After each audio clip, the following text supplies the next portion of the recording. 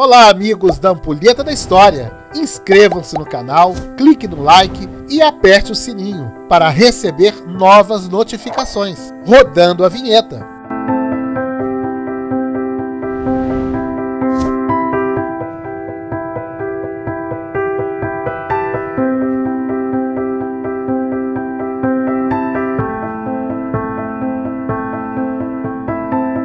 Costumo dizer que cada um é um livro. Nossa vida são páginas diárias em branco, a serem escritas por nós mesmos. Cada um carrega sua própria história como agente social, político, de seu tempo. Assim foi a vida de Aristides de Souza Mendes do Amaral e Abranches. Nascido em 17 de julho de 1885, em Portugal, em Cabanas de Viriato, nosso irmão português era gêmeo de César, de família aristocrata, rural, eram católicos. Apoiavam a contra-revolução, monarquia do Norte. Seu pai, o juiz do Tribunal de Relações em Coimbra, José de Souza Mendes, e sua mãe, Maria Angelina Ribeiro de Abranches. Foi um diplomata, cônsul de Portugal em Bordeaux, uma região vinícola da França, uma cidade portuária. Era formado em Direito pela Universidade de Coimbra, exercendo sua carreira exatamente no período da invasão nazista à França. Aristides, com sua coragem, passa por cima das ordens do ditador nacionalista português Antônio de Oliveira Salazar, chefe de ministérios, chegando a chefiar o conselho. Era professor catedrático da Universidade de Coimbra, atuando na economia política, ciências das finanças e economia social. Recebeu o título de honoris causas por Oxford. De 1932 a 1968, fora chefe de governo de Portugal. Em 1951, de abril a agosto, presidente interino. O nacionalismo e fascismo se fortalecia na Europa, sendo uma inspiração aos ideais de Salazar. Cria censura em relação à Mocidade Portuguesa, Organização Nacional da Mocidade Portuguesa, e ao FNTA, uma organização dos trabalhadores, Fundação Nacional para a Alegria do Trabalho. No período da invasão nazista à França, Salazar era ministro dos Negócios Estrangeiros. Durante 3 dias, Aristides de Souza concede milhares de vistos para Portugal a refugiados. Existem controvérsias em relação à quantidade de vistos emitidos. Foram tantos vistos que não se tem a precisão correta. Muitos, a maioria sem registros. Assim como Araci Guimarães, o anjo de Hamburgo. Temos aqui no canal da Ampulheta da História o vídeo desta grande mulher. Aristides ajudou 30 mil refugiados. Cerca de 10 mil judeus foram salvos por Aristides. Alguns estudiosos e historiadores afirmam que foram um número menor. Mas não importa. Aquele que salva uma vida está a salvar toda a humanidade. Aristides era um homem que tinha sua dignidade, sua liberdade, justiça e humanidade. Desafiou a ideologia fascista, colocando sua vida em perigo. Chega com seu irmão a Lisboa em 1907, ambos licenciados em Direito. César segue a carreira diplomática, Aristides a carreira consular. Aristides conhece desde a infância Maria Angelina Coelho de Souza, se entrelaçando em matrimônio. Desta união nasce 14 filhos, de diversas nacionalidades. Dependia do país em que estava atuando como cônsul. Sempre esteve Aristides em conflitos com diversos regimes políticos, por onde atuava: Zanzibar, Brasil, Estados Unidos da América, Espanha, Bélgica. Em sua carreira, vamos ver inúmeras mudanças de países, entre conflitos políticos, regimes do qual não concordava, fora proibido de exercer suas funções de cônsul, como ocorreu nos Estados Unidos. Sua carreira sempre foi atribulada, quebrava as regras e protocolos. Chegou a ser cônsul-geral da Antuérpia em 1929, condecorado 2 vezes por Leopoldo III da Bélgica. Também recebeu a maior condecoração belga como comendador da Ordem da Coroa. 10 anos de serviços à Bélgica. Em 1938 é repreendido por abandonar seu posto na Antuérpia. Como tudo tem de estar na hora certa, no lugar certo, Salazar, presidente do Conselho de Ministros, ministro dos Negócios Estrangeiros, nomeia Aristides a cônsul em Bordeaux, na França. Aristides se aproxima de André Cibial, de 32 anos, e ele com 53. Esta jovem francesa também gostava de transgredir regras, segundo o jornalista do Le Monde, Alain Frolon. Ficou grávida do cônsul, lembrando que seu matrimônio com Angelina, sua primeira esposa, devota, da qual tinha 14 filhos. Desses 14, 2 haviam falecido. Portugal, com a guerra, fica sendo uma diáspora de refugiados. Muitas redes de falsificação de vistos e passaportes portugueses são quebradas, vistos para apátridos e judeus.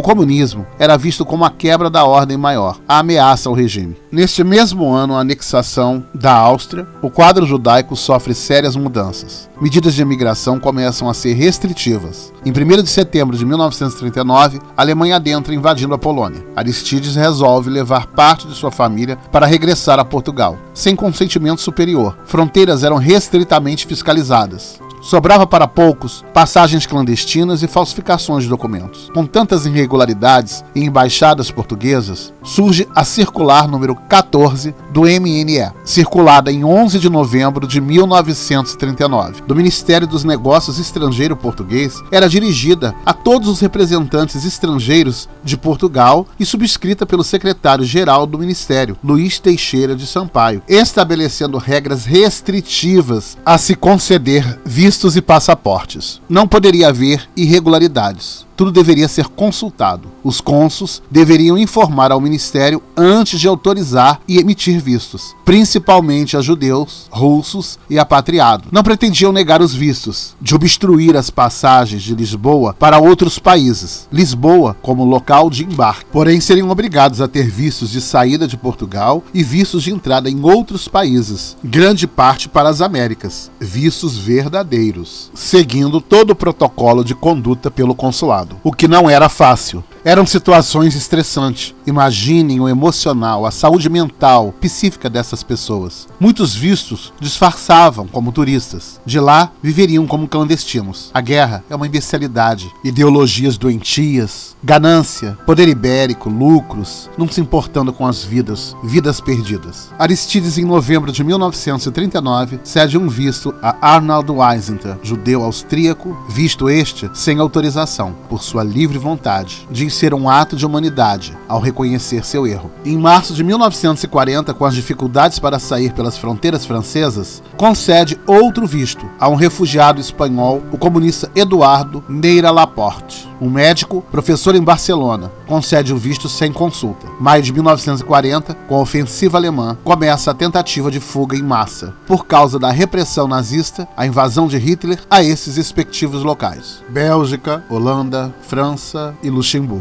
Aristides, em junho de 1940, chuta o balde radicalmente e concede vistos indiscriminadamente. Os alemães e seus exércitos aproximam-se adentrando em Paris. Inúmeros civis rumaram ao sul, em pavor. Entre eles idosos, crianças, mulheres, saíram de suas casas, de suas vidas, por receio, medo. Neste momento, apenas 1.200 vistos haviam sido emitidos pelo consulado por respectiva ordem no MNE. Em 10 de junho de 1940, o consulado português em Bordeaux emite cerca de 59 vistos legais. Dia 11, 67. 12, 47 vistos. Dia 13, 6 vistos. Aristides passa 3 dias recluso em seu quarto, por esgotamento físico, emocional e mental. Uma população em pânico querendo fugir. O que fazer? Tudo era racionado. Vistos são concedidos entre os dias 14 e 15 de junho. Chega Francisco Calheiros e Menezes a Bordeaux. É recebido por Aristides em seu quarto escuro. No dia 16, Aristides concede 40 vistos. 17 de junho, Aristides começa a conceder vistos a todos que pudessem. E diz: a partir de agora darei vistos a toda a gente. Já não há nacionalidades, raça ou religião. Começa a carimbar passaportes, assina vistos, obteve a ajuda de seus filhos, sobrinhos e do rabino Jacob Kruger, um rabino da Antuérpia. E menciona mais uma vez: se há que desobedecer, prefiro que seja a uma ordem dos homens do que a uma ordem de Deus. Com o rabino, em uma linha de montagem, concede milhares de vistos. For acusado algumas vezes de exigir de forma indevida contribuições para fundos de caridade por serviços consulares. Com essas acusações, Aristides passa para a cidade de Bayonne por ordem do MNE, a Embaixada de Paris. Lá, continua suas atividades. O escritor Eugene Berger aponta que em 21 de junho, Aristides sai gritando do consulado: vão embora, acabou os vistos, não há mais. E sai rodeado de pessoas o amaldiçoando. Uma cena certamente constrangedora, que deve ter deixado Aristides muito mal. Mesmo assim, não desistia. Continuava a emitir vistos em improvisação, ou seja, papéis diferentes, sendo recusados na fronteira da Espanha. Aristides não estava bem, em desalinho, havia perdido a noção, relata o embaixador português e escritor político diplomata Pedro Teotônio Pereira ao encontrar um amigo.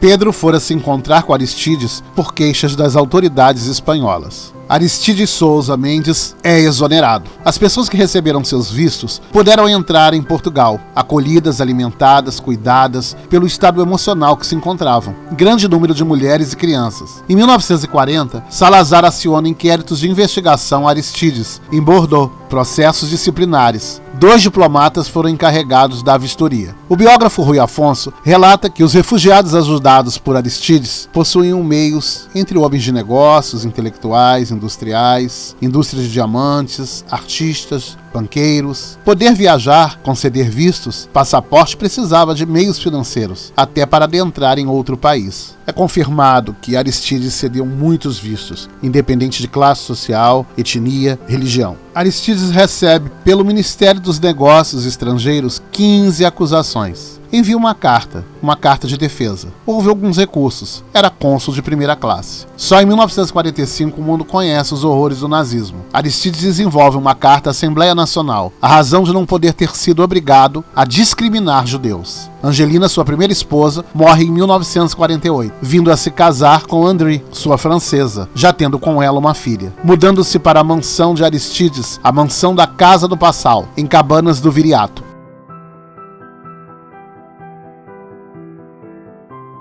O cônsul Aristides de Souza Mendes, com dívidas, acompanhado apenas de uma sobrinha, solitário, falece aos 69 anos, no dia 3 de abril de 1954. 1/3 do seu salário fora penhorado em processos e dívidas de seus credores. Ele não era bom em orçamentos. Aristides achava repugnante controlar gastos e ganhos, já que vinha de uma criação aristocrática. Muitos acusam sua segunda esposa de seu fim. Recebe inúmeras homenagens. Desde o título de justo entre as nações, uma árvore plantada no Jardim de Ad Hassen. Em 2005, nos Estados Unidos, lá está na Galeria dos Salvadores o seu nome, do Museu de Herança Judaica de Nova York. Em 2013, um parque infantil no Canadá. Em 2014, Portugal batiza um Airbus A319 em homenagem a Aristides. Homenagens estas que se reproduzem até os dias atuais. Homenagens diversas, que são lembradas por todo o mundo. Assim foi a vida de Aristides de Souza Mendes. Quebrou regras, mas regras que salvaram vidas. Vidas que se estendem a inúmeras gerações. Aristides de Souza Mendes, um herói, um benfeitor da vida, da humanidade.